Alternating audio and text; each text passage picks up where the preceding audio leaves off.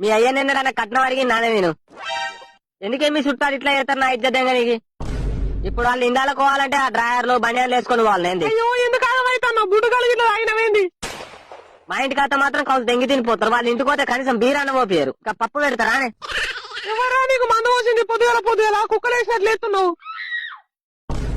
నోరులో ఎత్తానే కరదానా కథలు తెగినామంటే ఎలా తెంగుతాం మీ అవ్వగారింటికి మళ్ళీ బట్టి తింటా పెంట మొక్కపోడా తిను మంచిగా తిను ఇంత మంచిగా చెప్పినా కదా వినకుంటుంటారా ఎట్లుంది కూర నీ ముఖంలానే ఉంది ఫు. A few moments later. ఆడుతూ పాడుతూ పని చేస్తుంటే